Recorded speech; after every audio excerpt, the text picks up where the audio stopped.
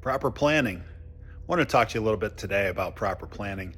Timothy Jensen with Jensen Transport in Independence, Iowa. Trucking is, even in the nice days, it's different from any other type of business. Our guys are outside, even though they're driving, we do unload outside, do a lot of things outside. So to plan ahead, especially in the wintertime for some of those issues, it's really difficult to do that because you don't ever know what's going to break down.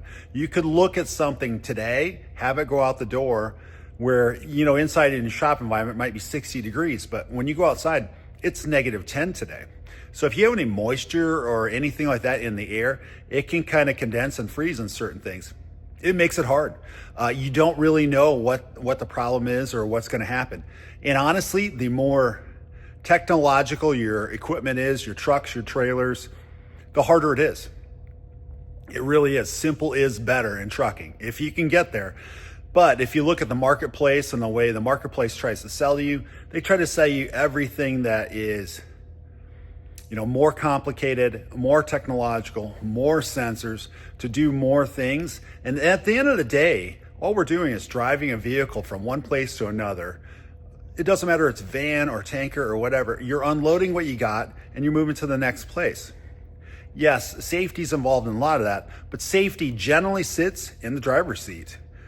Some technology will only assist that, but at the end of the day, it's the person sitting in the driver's seat that really makes a difference in your safety and your safety culture.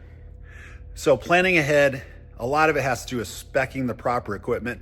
And sometimes if you're choosing to purchase a new technology versus running an old one, you take a chance on that.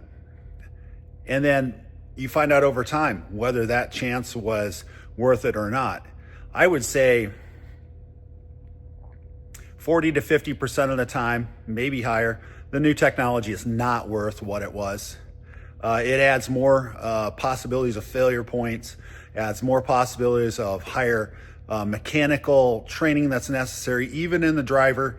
Drivers are not expected to be mechanics, they're not expected to be electronic engineers, they're not expected to be able to run a multimeter.